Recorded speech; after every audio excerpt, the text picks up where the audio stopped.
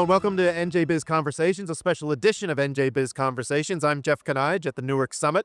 Our first guest today is Emily Manns. She's the Chief Business Development Officer and Director of Marketing for Invest Newark. Emily, welcome. Thank you so much for having me. Oh, thanks for coming by. I appreciate it. Invest Newark is the economic development corporation, essentially, for the city of Newark. What else should our readers know about, our listeners know about Invest Newark? What are you doing now? What's it like working for Invest Newark these days? Absolutely. So we have three areas. One is the Newark Land Bank, which is one of the first in the state, one of the few in the nation, where we actually take infill development across the city-owned properties, turn it back into productive use, homes, first-time home buyer programs, etc. We have Newark Fiber. Newark is one of the only cities with municipal fiber. So we have a team that manages that and tries to create affordable internet access throughout the city. And then my team that I lead, we're the business development team. And so we support businesses that are starting in Newark, that want to move to Newark, or are already here and looking to expand. Okay, so how is that working these days? Newark, I think a lot of folks would sort of think Newark maybe is a tough sell, although there's been, as our cover story this week shows, there's been a lot of progress in recent years. You mentioned the high-speed internet. The focus on technology has been something that the city has been rightly proud of. What is it like trying to sell Newark to then convince people to come and do business here these days? It's an exciting time. So I've been in Newark. I've lived in Newark over about 13 years now. Been working in economic development same amount of time. And I've seen an enormous change in the city. The attention that we're getting is just phenomenal. And the kinds of exciting businesses that we see opening up are amazing. Just downstairs earlier today on a panel, someone was talking about Method Climbing Gym, which is a destination retail climbing gym in the base of a residential building. People come from the whole region to go there. Just less than a month ago, Harlem Cycle opened in Newark. Invest Newark, we were really involved in helping them find a space here, access NJDA programs, network here. It's Black-owned cycle gym, first one. There was the first one in Harlem when she opened. Now she's the first one in Newark. And that's like an experiential, retail that we see coming to Newark and thriving here. So it's an exciting time. And our job is to support those businesses once they're here. And so there's a very active tourism board with Newark Alliance. We work closely with them, trying to activate around things like World Cup, March Madness, so that when people come to the city, they don't follow their old patterns, which might be just come in and come out.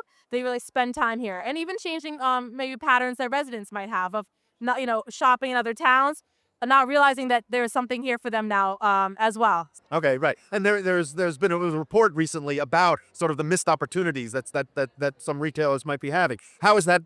Are you making any progress on? We're so proud of that report. So we found this $6 billion a year in Newark resident only spending power, goods and services. And that has been extremely helpful because now when we have conversations with business owners, we can really quantify how much demand there is. So grocery, there's a grocer that wants to come to Newark that we've been speaking with. They know this is the right place for them. It's so having that data to back up what anecdotally people that live in Newark know about the things we need has been very, very helpful in these conversations. Yeah. And what about an event like this? What do you hope to get from this kind of event?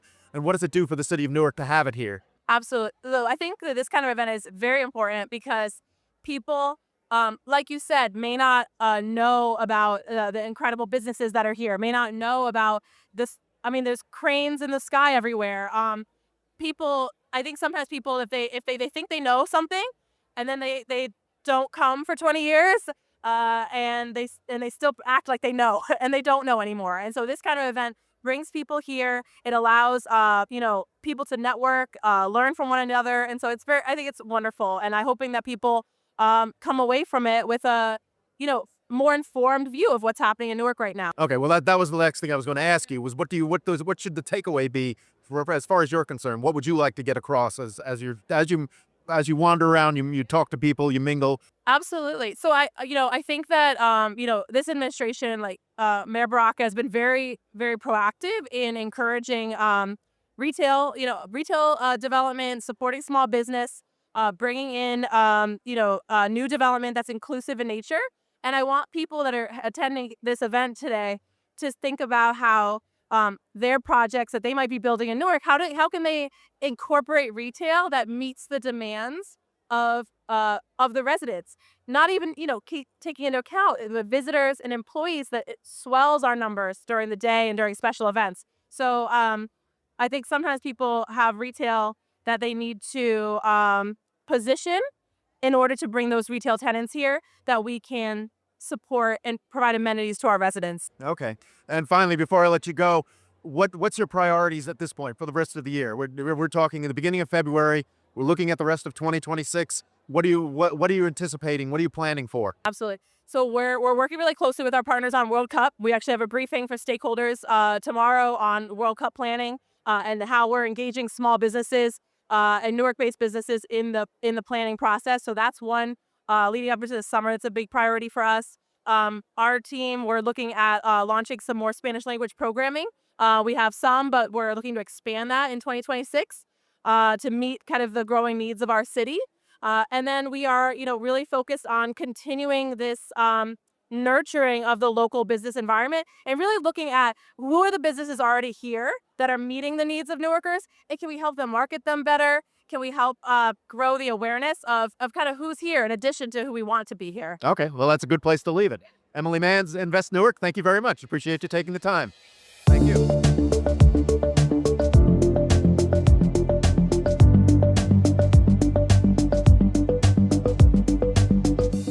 Welcome back to NJBIZ Conversations. I'm Jeff Kanige at the Newark Summit. Our next guest is John Crowley. He's the executive director of the New Jersey Motion Picture Commission. Yes? Don't leave out one important thing. Motion Picture and Television Commission. Yes, sir. Okay, so I have to ask you this. First of all, do you have the best job in New Jersey? Oh, I love it. I love it. I love it. I come from 30 years of production. So I started as a writer and a director, right? And then, moved on up to executive producer, showrunner, helped create a show called Impractical Jokers, won a couple of Emmys. So I come from 30 years experience on that side. I'm also a councilman and a police commissioner here in New Jersey and Atlantic Highlands. So that's how I wound up at the commission about 2 years ago, because I straddle both worlds of local government and production. So now to be able to bring jobs into the state and bring these productions here where they're spending money in the state, whether it's hotel rooms, groceries, fuel, lumber, wardrobe, you name it, that is a pretty great gig. Okay, and there's been a lot of activity. I mean, we've chronicled it in our pages. Here in Newark, you have Lionsgate coming in Bayonne, the 1888 Studios, in Monmouth County, Netflix at Fort Monmouth. What's it like now to sell New Jersey? It seems like it's getting easier for you. Is it still? No, it's never easy. Now, when I came in 2 years ago, the qualified spend, meaning when a production comes in here, they're obviously not bringing all the things that we just talked about. They're not bringing hardware, paints, brushes, groceries, hotel rooms. They're purchasing or renting all those things while they're here in state. When I first started here 2 years ago, we're at $590 million qualified spend. And those are with companies that are registered to do business in the state of New Jersey. Last year, or I should say 2024, my first year, that went up to $833 million. That's no studios here. That comes from banging on doors, going out on a regular cadence, being really aggressive with our business development, and making people aware of what is going on in New Jersey. This next year, 2025, or I should say last year, we're going to be up again, probably the same percentage. So 40% over each year over year. So up about 80%. Jeff, ask me how many other states were up. Ask me if Alabama, Louisiana, Texas, Georgia, California, ask me if they were up, our nearest competitors. No, sir. They were all down. New York was stagnant. Chicago had a modest gain. Thank goodness for Dick Wolf with all his Chicago procedural shows, Chicago Fire, Chicago PD. They lost one of those shows. They'll be down. We're the only state that was up. And that's because we're very aggressive in our business development, knocking on doors. And Jeff, when I go out, I'll sit in a room with a bunch of execs and I'll look around and I'll go, I was just here 4 months ago and there's 3 faces that are not here anymore, but there's 3 new faces. There's a constant churn on that level. So you have to keep banging the drum because to a lot of folks, Jeff, they think of us as like the Rusty Bridge Open from Sopranos, right? And we're much more than that. And we've got all these great look-alike locations. We have the 3rd largest experienced workforce outside LA and New York. We've got this infrastructure that keeps growing and growing with lighting rentals and wardrobe and set construction and all that stuff. So we do a big event April 30th every year. This will be the 2nd year. It's called the NJ Film Expo. It was an idea started at the commission, and we handed it off to a group called the Screen Alliance in New Jersey. They are they're a gathering of infrastructure members and owners and operators. So all the things that we just talked about, and they actually produce the event, and we do it at the Meadowlands Arena, formerly the IZOD, because I realized from going out on the West Coast, there were a lot of people that had no idea. Can you do this? Can you build a set? Do you have what they call a volume stage? Can we do that? And it was always with the message of like, yeah, whatever your production needs, Jersey's got you covered. And that's the tagline of this event, is to show people you don't need to go across the river for anything. We didn't have cameras here 2 years ago. Now Airflex and Sony are here. We didn't have lumber mills that specialized in set construction. Now we've got 2, Prince and the Noble. We didn't have payroll. Now we've got 2 of those. So it's like Noah's Ark. We keep gathering 2 by 2 or even 3 or 4. And so that what you try to do by meeting with all these people all the time and by building the infrastructure, you take away the no's and you turn them into yeses. Okay, that's actually was gonna be my next question. You mentioned all the sort of advantages that New Jersey has. What are you still hearing resistance of? Is there something missing that you think should be that would make your job even easier? Well, I mean, we've got the workforce. What we're looking ahead to the future on is we need to build that workforce even bigger than it is. Here's the joke. People always say, well, if I'm going to New Jersey and you have much more than 3 productions, are you going to be able to support us? And you think, well, that's a crazy question. Why are they asking that? Well, that's because they're used to doing business in other places like Georgia or Texas, where, yeah, when you get much beyond 3 productions, they're stretched in terms of like A-team talent, your trained talent. And they say, we want an experienced workforce like that you would get in New York or LA. And I say, well, here's the little secret. 35% of the Teamster members actually live in New Jersey. And it's a like number for IATSE. They would much prefer to get in their car and drive down the turnpike and be at work in 30 minutes than have to slog their way across a bridge or a tunnel. But once you show them that we have that and the infrastructure, and then you see the variety of locations, we have a ton of lookalike locations. Did you see A Complete Unknown, the Bob Dylan biopic? I haven't seen it. No, I am. It was shot entirely in New Jersey, except for one day in New York City. So that meant we doubled as Washington, D.C., Rhode Island, Times Square, the West Village. So we have all these variety of locations, which time is money, Jeff. Like if I don't have to travel much more than 30 or 60 minutes to get to a location, that's a huge savings to a crew. So it gets easier and easier, but there is so much turnover at the studio network side, a lot of acquisitions and mergers, right? You can't let up and assume that people know who you are. If you're putting on a big event and you're not handing out the invites, nobody knows to come. So you just got to keep banging on the doors and remind them to come here to New Jersey because we literally have everything that we need, that they need. I mentioned the studios, Lionsgate, 1888, Netflix. First of all, that was viewed as sort of a major step in that it was a permanent, these are permanent facilities rather than people coming in, filming, and then leaving. How important was that to get those developed? And are there more plans for more things like that? Well, so under Governor Murphy, they did a lot of negotiating and they got Netflix in. Happy to say the Film Commission played a role in getting Paramount out here to Bayonne. You know, a high tide rises all boats, right? So what's the difference? People say, hey, they got plenty of empty stages in LA. What's going to make us different from them? It's easy. It's the way the incentive program is designed. these companies, Paramount, Netflix, and Lionsgate, have signed 10-year deals with the state. So they're committed. They're here for really the next 12 years at a minimum because they're putting up the walls.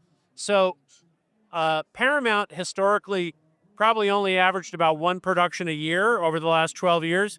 They'll be bringing more productions here for sure to take advantage of their film lease partner deal. So that's more productions. Lionsgate will be bringing more productions. In this last year, or my 2 years that I've been on, I saw Netflix go from 4 productions a year to they had 14 last year. Major productions, where you're 25, 35, 45, 50, $70 million. That's a lot of crew hires. That's a lot of work. And that's a lot of qualified spend. And that's why you're seeing why is New Jersey the only state that's up and everybody else is down or stagnant? They're going to be bringing in more jobs. And I think there's probably at least a couple more studios that are eyeballing coming out to New Jersey and doing deals. So it just means more qualified spend, more jobs. Okay. Well, that leads to my last question then is what is your priorities right now for like the rest of this year into next year? What are the main things you're working on? We have a program. Well, it's obviously to continue knocking on doors and getting more studios because I feel like we just scratched the surface, but we just had MRC and Media Res, A24, Miramax. None of them have been here or have been years and years and years since they were here.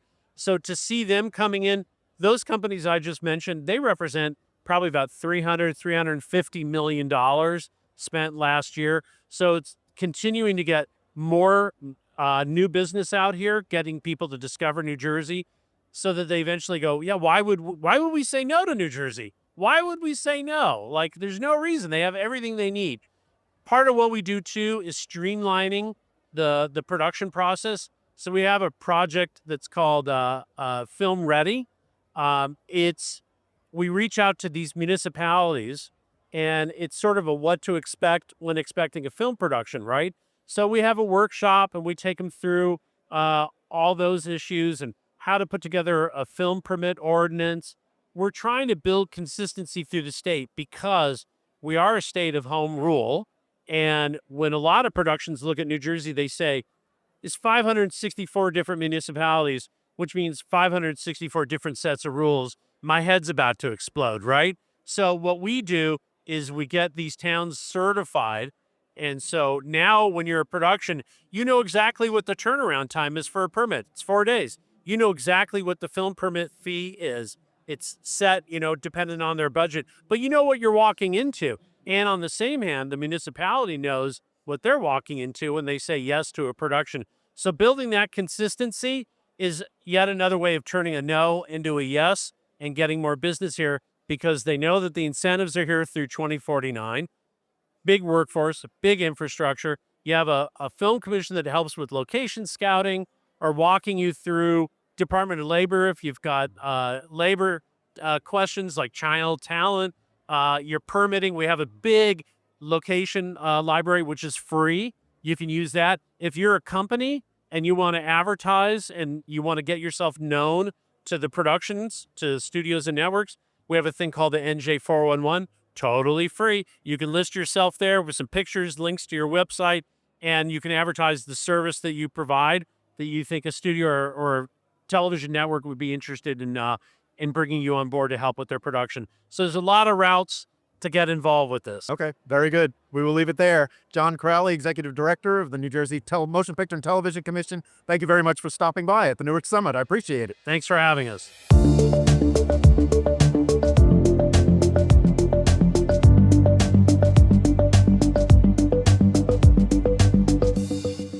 Welcome back to NJBIZ Conversations at the Newark Summit. Our next guest is Melba Wilson. She's the chef and founder of Melba's Restaurant. Melba, welcome. Thank you so much for having me. Super excited to be here at the 3rd annual Newark Summit. That's right. Very good. What a great turnout today. Okay, well, let's start there then. What brings you to the Newark Summit? Why are you here? What brings me to Newark is the energy, the people, the resiliency. When I think about, I'm born, bred, and buttered in the village of Harlow. However, I spent so much time here in Newark growing up as a child. My cousin, Dr. Sampson Davis, famous doctor of the 3 doctors, author of The Pack, lives here. He lived in Dayton Projects. So we couldn't go to Disney. But what we could do was come across the bridge, through the tunnel, and go to visit family while always serving great food. Okay. So how many? I know you were planning to open locations in Newark and New Jersey. How many do you have now? Where are you at the? So I have 4 locations right now. Harlem has been 21 years, Central Park 5 years, Grand Central Terminal just opened a year ago, and at the Prue Center, we just celebrated 3 years. However, I'm super excited right now to open up Melba's 550, which is a project that a lot of people have been asking me, when is it coming? When is it coming? Well, the baby has almost been birthed. Okay, that was the next question because I know you're supposed to be here in this building that we're in. Yes, at 550 Broad Street, downstairs in the old. Then it's a bank space, right? The original plan was, as I recall, that the diners were going to be seated in a vault, the old bank vault. Is that still on? I mean, what's it going to be like? Well, the original plan did include the bank vault. However, that was going to be a jazz club. We've omitted that portion. And what we're doing is we're doing 6,800 square feet of upstairs space. And that's going to be a 60-seat that will be a 60-seat restaurant, as well as a commissary kitchen where all of our catering from all between New York, New Jersey, and Connecticut will come from that same kitchen. All right. And we're also going to have a grab and go right around the corner. So we are super excited about this. It's been a long time coming, but you know what? Good things come to those who wait. Right. I actually, the reason I'm asking that is because I remember reading our story about the fact when you announced that you were coming to Newark was in 2022. Here we are in 2026. You're saying you're just about there. What can? I think it may have been 2023. I'm not gonna debate you on that. I made the announcement on the live. I think it was Kelly and Ryan show at the time. What a way to make an announcement. But you know, it's a process. At the time, I had a much smaller team. Now I have an amazing team who are able to execute ventures such as these. Tim Sullivan, who says we get a deal a day. But, you know, also working with the city of Newark. Things take time, especially when you're dealing with grants, et cetera. Okay, well, that was and I have to ask you about that too. What's it like doing business here in New Jersey? You said, as you said, you have the concession at the Prudential Center. You're opening here. You're saying it's a process. So what is it like doing business in Newark and in New Jersey generally? So far, the Prudential space went off like a hitch. You know, Harris Blitzer Sport, the team over there, they're so wonderful to deal with. But I have to also say, Invest Newark, NJEDA, as well as Audible have been partners of ours in this journey.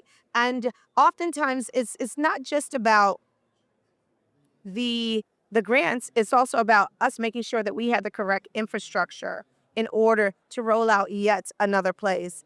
It's 21 years. Melba's is still growing, but we can only grow when we have the right foundation. So a lot of time it took me making sure that I had my ducks in a row and that I had the team that could successfully execute in a manner in which we wanted and also in which this city truly deserved.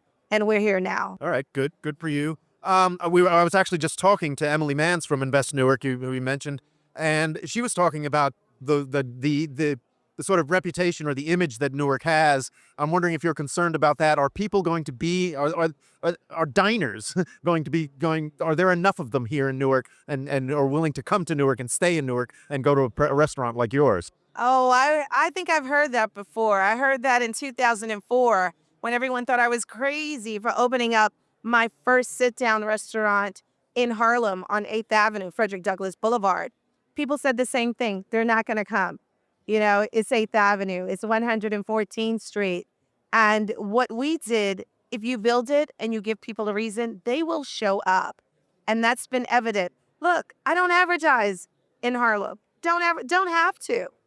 When I first opened up, signed my lease with Limley and Wolf in 2004, there was just from 110 to 119th Street, there was the Chinese to-go restaurant, and then there was I. We were the only 2 restaurants there. It is now considered Harlem's version of Restaurant Row. So if not me, who? And if not now, when? Newark doesn't need me. I need Newark. We need each other.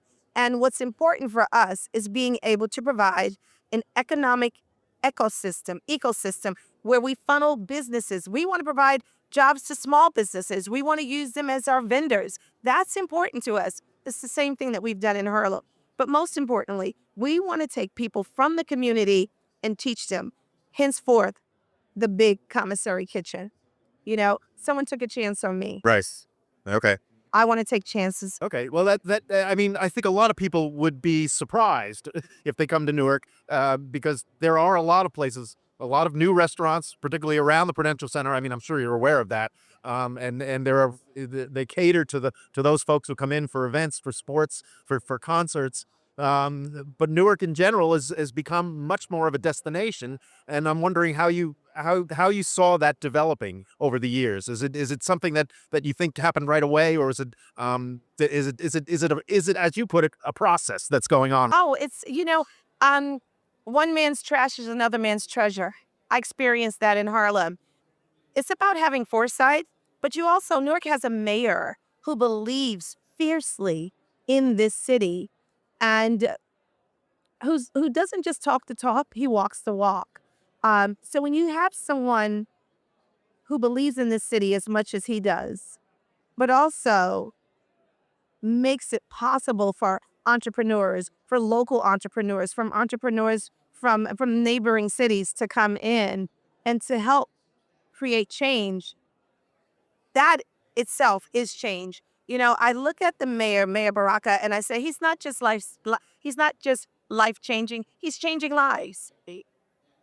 That's important. Yeah, I actually hear that a lot from business people who really like the mayor, and you listen to him, and you can hear in his voice, you can hear that kind of enthusiasm for this city. And the commitment to the city. It's one thing to be enthusiastic about it. It's a whole other thing to commit to it.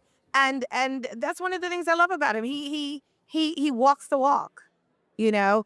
In I love New York City. I really do. But when I hear even the governor talk about making it affordable for people to live here, I live in one of the most expensive cities in the world. And in New York, that's very, very difficult. I'm a single mom raising one son. You may look and say, oh, well, you have this, you have that business. But you got to remember, I started out as a cashier. I started out as a cook. I started out in the back of the house. So it's never about me. It's about we. How do we create change in the communities that we live in? Okay. So what does the rest of the year look like for you? I know you want to get this place up and running. Once that's done, you settle down for a little, or you continue to continue. Well, I signed a TV show deal that comes out the end of this year, beginning of next year. If you watch. Thank you. And a food product line that also comes out. So, but the most important work for me is the philanthropic work. That's the most important. Well, I sit on the board of God's Love We Deliver, which provides medically tailored meals to New Yorkers that are in need. We've served our 40th millionth meal last year. Super excited about that. I also sit on the board of Harlem Village Academies, where we have a 100% graduation high school and 100% college graduation rate. And it's a free school. It's a lottery. But just seeing some of these kids, most of them are first generation college students.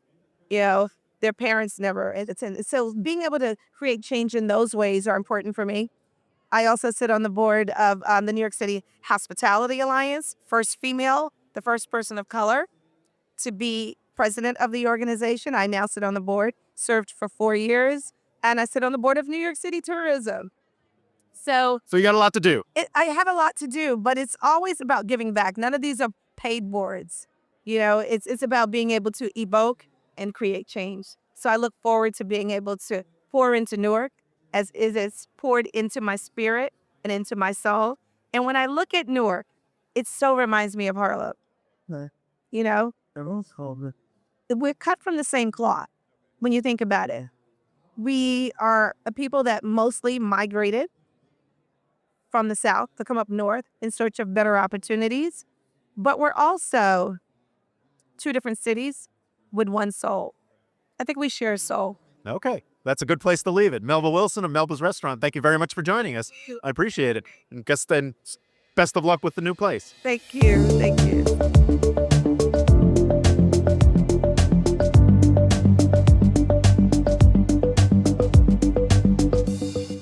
Welcome back to NJBIZ Conversations. I'm Jeff Kanige at the Newark Summit. Joining me now is Tom Dolan. He's a partner at Genova Burns. You focus mainly on tax issues, property tax issues. Tom, welcome.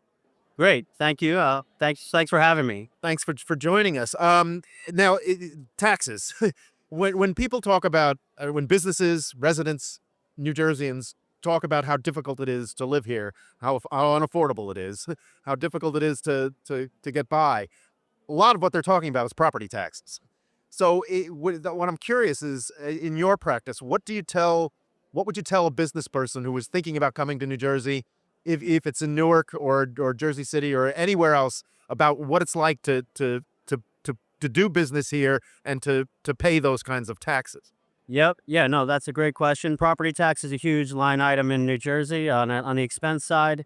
Yeah. Look, we represent developers and owners and people coming into New Jersey. The first thing I would tell them is to call me. So because what I do, part of my practice is I do property tax appeals, but I do a lot of projections, and so you're not hit by surprise. Sometimes people buy property in New Jersey and they think, here are my taxes, right? But once they buy the property, the taxes could double or triple. So what I tell them, we represent people in transactions or people coming to the state, or maybe even just coming to Newark, not familiar with the area, and we'll do a projection and we'll say, okay, here's what your property taxes may look like, right? And how do we mitigate that? They may go up. What are our defenses? How do we lower it? If you're a new developer coming in on a new project, we'll look at all the incentive programs on the property tax side. There's pilot programs. So yeah, it's a consultation. Definitely if you're coming in.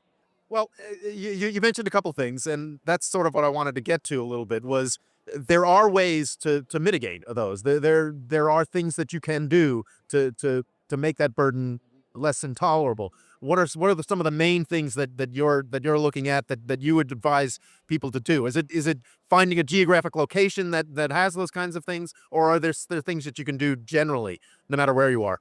Yeah. So if you're a new developer coming into the state, you definitely want to look for the areas of the state that offer pilots, payment in lieu of tax programs as a developer, where you're not paying the full regular taxation. You're paying a percentage of your revenue. It's something that you can sort of manage because you're never underwater with your taxes.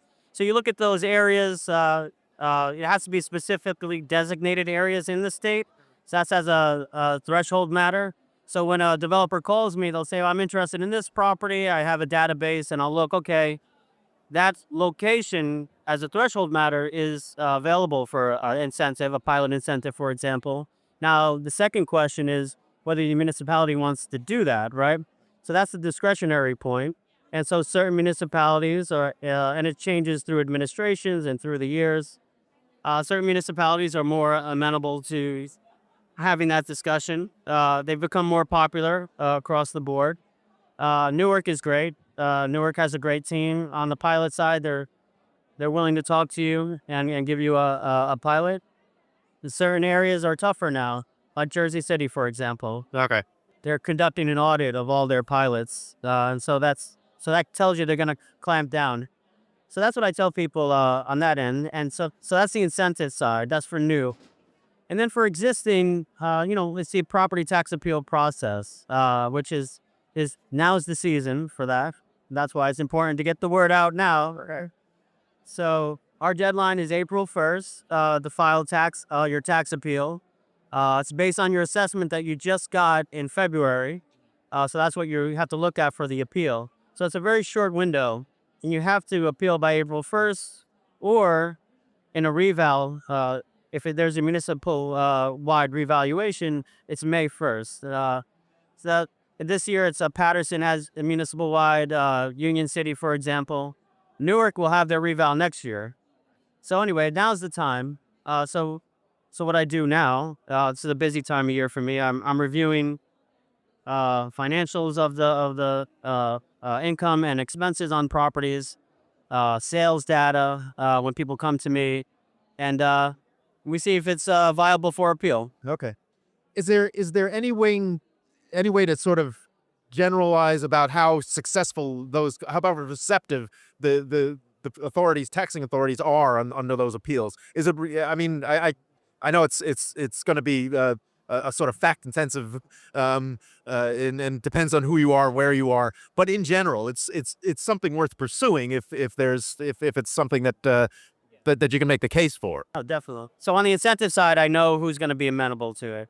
On the tax appeal side, it's a very fact specific. So I don't know till I see it, right? So certain municipalities generally are just easier to deal with, but you have to have a case. And if you don't have a case, there's not much I can do. But I'll keep it in queue. I'll look at it, and I'm gonna look at it again next year. Things could change every year. Things change, so it's really it depends on the case. And if you have a good case, then it's like and we work on a contingent fee model, so I'll only take it if you have a case, and so that's how we make our business. So yeah, so we it's evaluation, and there's hit or misses, but everybody should look at it. You should do the analysis. Okay. And a case means more than just, I don't like paying this much money. Exactly. That's a good point. Right. Everybody says I pay a lot in taxes. I'm like, yeah, but there's nothing you can. Sometimes there's not much you can do. Unfortunately, it depends on. So property tax appeals are based on the what we call the assessed valuation of the property, and so I have to show. So it's not the tax rate. So your tax bill is a component of your assessment times the tax rate. Sometimes the tax rate is just so high, but we can't do anything about the rate. That's based on the budget. So we look at the assessment. So I'll look at the assessment, and then there's an equalization ratio table to see what I have to prove under to get you a reduction.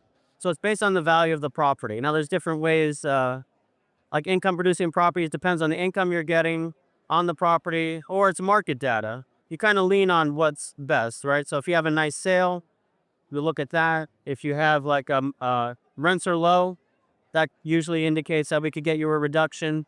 Um, but New Jersey is all market data, so we look at market rents, market expenses. Yeah, you have to dig into the details, but we find there's a lot out there. Yeah. Okay, we started the discussion talking about affordability. Obviously, that was a big part of the gubernatorial campaign that we just had. Governor Sherrill has made it a key part of her approach to try to make it more affordable. Do you see anything coming down the road that would offer some relief, or and if is it going to affect your practice? On the affordability end, yeah, no, that's a great incentive by Governor Sherrill. I mean, I think that's a focus is affordability. The other thing that I like about she wants to streamline processes, which will be helpful. So I'm hoping on the development side and the incentive side that'll be a good thing for us.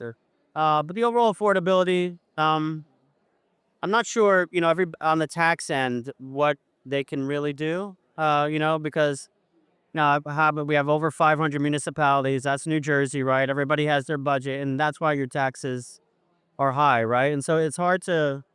And every governor comes in says they're going to lower the tax burden, and that's always a challenge. And we don't really see it, which maybe is fortunate for my practice anyway, because I get to come in, and so we get to.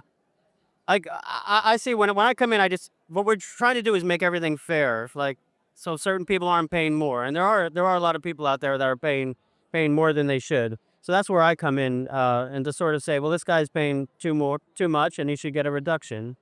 But look, all the overall initiatives so far from the governor are great, and I think I'm especially the streamlining. That's the thing I'm looking forward to. Yeah. You mentioned that Newark is relatively, I don't want to say easier to deal with, but that it sounds to me like you can at least approach them. You can make that case if you've got it. What is it about Newark that people should know about dealing with those kinds of issues? Well, yeah, on the property tax appeal side, they have the assessor. He knows what he's doing. You want to have people knowledgeable and understand the process. Newark always has an expert come in sort of early that you can have the conversation with. They handle the cases fairly quickly, some exception.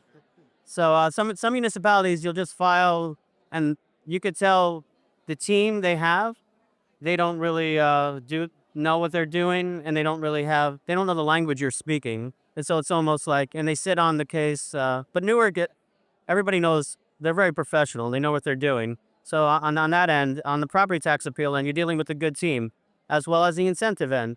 The economic housing development team is great. They streamline it, and you can talk to them, and so it's really good. All right. Finally, before I let you go, I'm curious about your assessment of the economy, the business climate, the kind of clients that you have that you're talking to. I'm guessing that you hear a lot about whether they're confident, whether they're optimistic. What's the sense you get about the way people are approaching, say, the rest of the year at this point? I mean, I feel, look, it was a roller coaster ever since COVID. It's been up and down, or there's been all these different projections. I think people are optimistic. I think people do feel a stabilization, and they know what they're dealing with now. Because there was a point when construction costs were through the roof, interest rates were crazy, right? And so I think people know.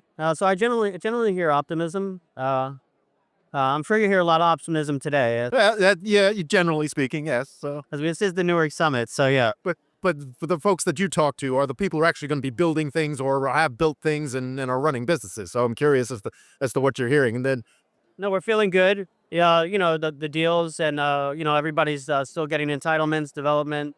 Yeah. So no, it's a good. It's an active, busy time. So I guess that's how I measure it, right? If we're active and busy, that means people are doing real estate and feeling good, right? So yeah. that's a good place to leave it. Tom Dolan, Genova Burns partner, thanks for joining us. Appreciate you taking the time. Great. Thanks so much. Thanks for having me.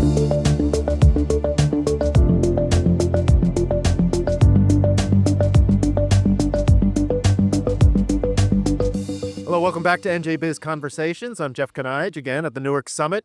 Our next guest is John Schreiber. He's the CEO of the New Jersey Performing Arts Center. John, welcome. Thank you. Nice to be here. Oh, glad to have you. Thanks for taking the time. I wanted to start by getting an update, if I could, on Artside, the Artside project. Whatever happened to that? Is it you still working on it? Yeah, we are still working on it. It is well into construction, and it consists of the 24-story residential tower, the 6-story low-rise with retail and restaurant on the ground floor. WBGO is going to be building new headquarters on the ground floor of the residential tower. So we're adding in streetscape. We're adding in 3 or 4 streets that got eliminated over the past 75 years. We as well are building 16 townhomes on the campus, and then across the street on another of our parking lots, we're building a 60,000 square foot education and community center called the Cooperman Center, and that'll be 12 smart classrooms, a children's arts reading room, profession grade rehearsal studios, a black box theater with a technical theater grid so that young people can learn about careers in entertainment production. And that'll be open to community 6 days a week. Almost everything we do there will be free, everyone from mothers and babies to older adults. We're very excited about that. And this is a master plan that we created with the help of Prudential. And what is being built is the plan that we developed, which is great. Okay. Yeah, I asked because I saw I've seen coverage of the groundbreaking, I think year and a half ago, September 2024. And then I kind of didn't see anything else. So. Well, if you drive past it on the way home tonight, you'll see. Okay, good. I'm glad to hear it. So, but everything is on time. Everything is going forward with. So far. Okay. But it will all open in essentially in summer of 27. Everything will be done at the same time. And then we're also building with Lionsgate a film studio in the South Ward of Newark. That's a 250,000 square foot TV film production entity, and that'll open in about 15 months. Okay. All right. So there's a lot going on. I mean, that was and that all of that development that you're talking about, the retail and residential stuff, that was kind of always part of what was supposed to be there. Am I right about that? I mean, I recall. It was Governor Kane's vision a generation ago when they first built the Art Center to save land for future development. And founders were wise enough that they saved about 17 acres around the main buildings. And that's where we're building now. And the first success was the residential tower across from NJPAC called One Theater Square, which is a 24-story tower that was a market maker because it was the first ground up market rate residential in Newark in 60 years. And now it's at 96% of capacity. And since it opened, all sorts of other residential has come online. And Newark is now thriving in ways that it hadn't before based on this development in the downtown. Right, and I remember when folks just had started to talk about building the Performing Arts Center, that the hope was that it would spur exactly this kind of development, that it would sort of bring the city back to a sort of a prominence that it hadn't seen in a while. It took a long time, and the city is still, of course, in evolution. And it's exciting to the Arts Center to kind of be in the middle of all that, you know? All right, so I'm curious then about how you feel about where the city is now, where it's been, and where it's going. I've talked to several people today about the strides that the city has made. I'm guessing that your part in that is it's no small part. The part that you played. How do you assess where the city is now? The city is on a genuinely upward trajectory. We've been lucky.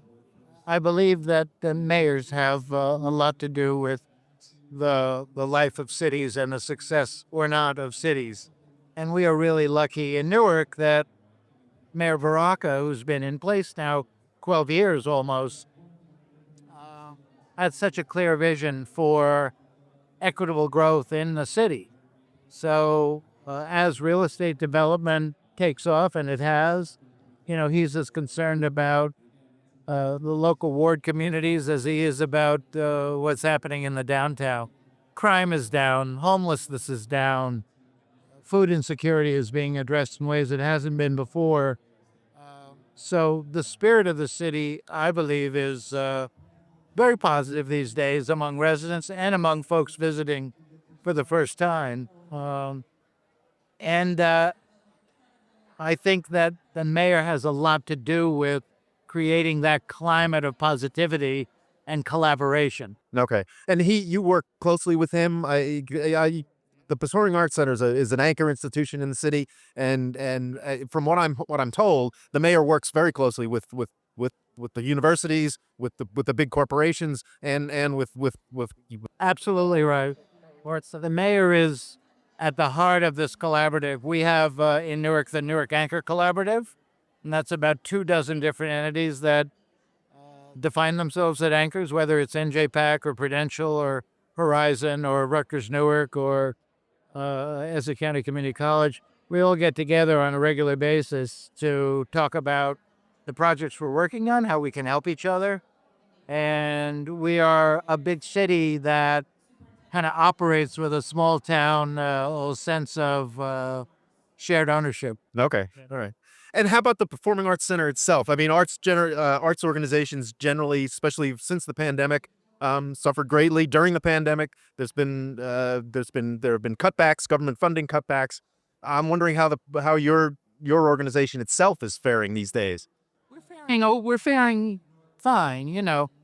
We've seen a softening in ticket sales with the arrival of the new administration and economic uncertainty that folks are feeling. The easiest thing to take out of one's monthly budget are for tickets to a concert. But the softening is not severe. So we monitor that every day, And then our fundraising, which is essential to our well-being, we don't now believe that the federal government is going to be funding the arts going forward. So we've taken that out of our book. And we don't know how the cuts in federal funding to the states are going to inform funding to the arts. So these are all wild cards that are out of our control. Okay. You mentioned the state. We have a new administration now in Trenton. Have you heard or seen anything coming from either candidate Cheryl or now Governor Cheryl that either alarms you or concerns you or encourages you? We are happy that we have a new governor who seems open to what is going to make the state better. And I will start conversations with the new administration in a couple of weeks, and hopefully they'll understand not only the importance of cultural literacy, but also the economic positives that the arts and development around the arts bring to the state. Okay. Yeah, so I'm optimistic. Okay. You mentioned the arts, and what's interesting is when we talk to developers, almost universally they mention how important the arts are to what they do and to making a city. That's interesting. I'm glad to hear that. Yeah. Oh yeah. Yeah, that's good. Okay. That was the question. Is how encouraging is that to someone like you who runs one of the preeminent art organizations in the state to hear that developers really do value what you bring to this. I'm happy to hear it, and if you give me their names, I will immediately ask them for money. So Finally, before I let you go, what are your main priorities now for the rest of the year, and what are you thinking about? What are you planning for? What are you anticipating? well, we have our annual North to Shore Festival, Right. which is a three-city celebration. That will we're going to announce the town on that in a couple of weeks, and that's the last 2 weeks in June. And that's the largest music and comedy festival in the state. A couple 100,000 people will attend events across the market, so I'm excited about that. We have a Black Jewish cohort that we've operated now with the religious and community leaders for our 4th year. We're going to have a big community Seder in Newark in beginning of May, which I'm excited about Oh, interesting. convening. We have to make a new budget, and the wild cards there are going to be interesting to dig in on. We've been sustainable for the last several years, and I hope we can continue that. And then we do 1,200 events a year up and down the state, so every day's a new surprise. Okay, great. We will leave it there then. John Schreiber, CEO of the New Jersey Performing Arts Center. Thanks for joining us. Thanks for having me. Pleasure. Thanks. Good luck for the rest of the year.